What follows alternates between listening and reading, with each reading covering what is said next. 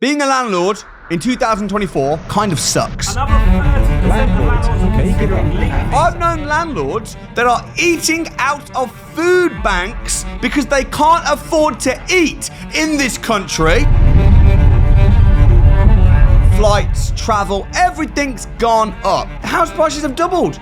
It's like the rat race, constantly out of reach. There's nothing left to invest. That means you're making nothing.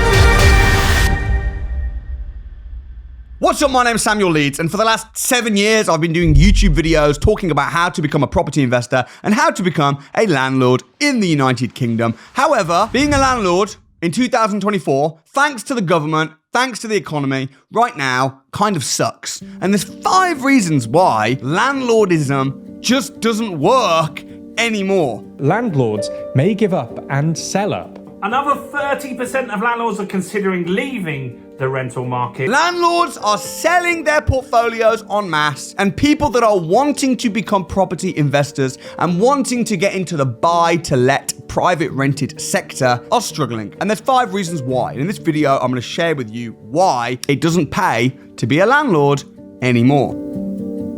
The first massive problem is this. The barrier to entry is just getting ridiculous. Let me explain. The average house in the UK is about 300 grand, maybe just shy, maybe 250 to 300 grand, depending on where you are. When I bought my first house, I bought it for 100 grand, 2009. Now, to buy a house like that is 300 grand. Before, you would have just put down a deposit of like 20 grand, 25 grand. That was accessible to get. But now, buying a house for 300 grand, it's so kind of out of reach unless you happen to have inherited a load of money or you just, very successful businessman. Just getting into the market is really tough. So that's the first problem. The second problem is interest rates. Let me explain. Let's do the math, okay? You've got to be mathematical in business. If you buy a house for 300 grand, your mortgage is going to be about 225 grand. This is the real killer now. Because if your mortgage is 225 grand, that means that your interest payments, minimum interest only, are going to be about at 5.5%. You're probably talking about £1 grand a month. So if your interest payments are £1 grand a month and your rent is £1 grand a month, that means you're making nothing. And this is why landlords are exiting the market. Because people bought a house 3 years ago when interest rates were low and they were making 300 quid a month. Okay, whoopee-doo. But now interest rates have doubled.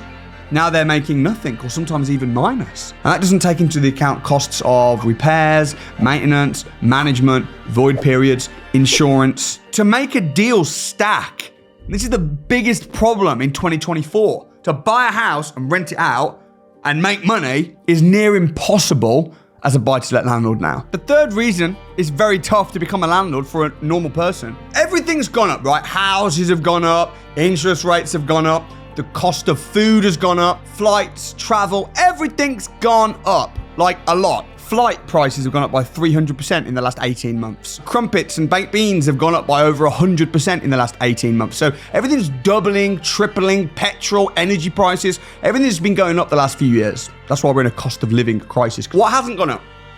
Wages.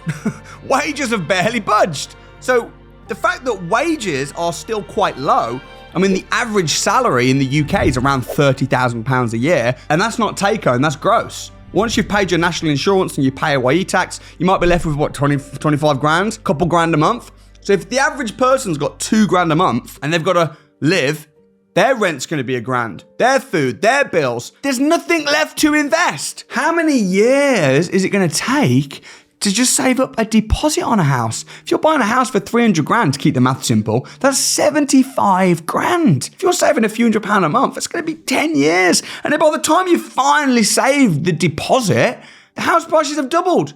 It's like the rat race, constantly out of reach. Where is the money coming from to buy property? So that's the third reason. The fourth reason, this is where it gets really bad now and almost a little bit untoward. Let's say you're renting a property out for £1 grand and then you're paying your mortgage payments for £1 grand and you're making nothing. And then the landlord realizes that the tenant isn't paying rent. How are you supposed to pay the mortgage when the tenant hasn't paid the rent? You can't pay the mortgage. Now you're going to have to what? Dip into something else, beg and borrow from your family. So you now have to get this tenant out.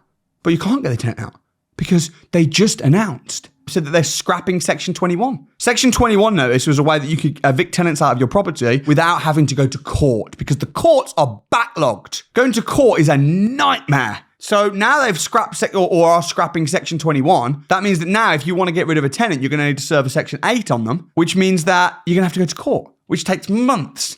And then just before the court case, the tenant just pays a little bit to get below the 2-month arrears, and now suddenly case adjourned. So as a landlord, I mean, it's right that tenants have rights. Absolutely. It's their home. But do you know who also needs rights? The landlord. How is it fair that the tenant doesn't pay you rent, you now can't pay the mortgage, and there's nothing you can do? You can't even ask your tenant to leave. You've got to wait 2 months, and then you've got to go down this whole long-winded court process and pay to go to court?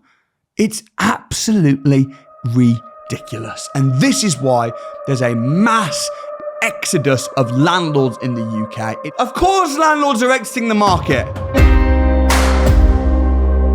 Number 5, taxation problems. I don't know if you knew this, that they changed the rules a few years ago, and they're changing the rules again and again and again and again to destroy landlords. That's what the government are doing with the new budget. They just abolished multiple dwelling relief tax regime that you can do if you're renting out furnished holiday lets. They're just destroying landlords by, let me explain, okay? I don't know if you knew how serious this was. If you're renting a property out for £1,000 a month, but then you're having to pay the mortgage £1,000 a month, interest only, what's your profit? 0. So you're not making any profit. Maybe you're even making a loss because you've got expenses and stuff, but you know what? You still have to pay tax on the rent. This is Section 24 tax, that you make £1,000 on the rent, but then you've got to use all of that grand, you're just a private landlord, to pay the mortgage, and you're making 0, but now you're getting clobbered with tax on the rent still. I've known landlords that are eating out of food banks because they can't afford to eat in this country. This is not a case of, oh, poor landlords, ha, ha, ha, tax the rich. This is struggling landlords that can't afford to eat, that are renting a property out, and now suddenly, because the rules have changed, they were making no money, now they're losing £200 a month that they can't afford to lose on a property. 99% of landlords will fail. 99% of landlords will lose money in today's market. 99% of ordinary people will not be able to become landlords because the barrier to entry is too high. But who makes the rules? The rich people. There are a small percentage of the 1% that are flying past all of this stuff. The fact that all of this stuff is happening, which is bad, is actually kind of a good thing if you're in the 1%. There is a caveat to every 5 point. There's a caveat to the cost of living crisis. There's a caveat to house prices being high. There's the bad side to it, which we've talked about, but there's a flip side to it where you can turn this into your opportunity. I've created a video, a secret video, talking about how to caveat each one of these ways. I would highly suggest that you go through this video. It's a short, nice, compact, punchy video. It was going to be just for my students. But there's a link in the description below. Click the link below in the description, and you can access this video instantly, completely for free. If you don't even bother to click the link in the description and watch this video, then you probably deserve to be part of the 99% of people who struggle. The top 1% of people know exactly the content that's in the video. So watch it, download it, get instant access, completely free. No catch. I'm giving it for free, but meet me halfway. Click the link in the description. I'll see you on the other side.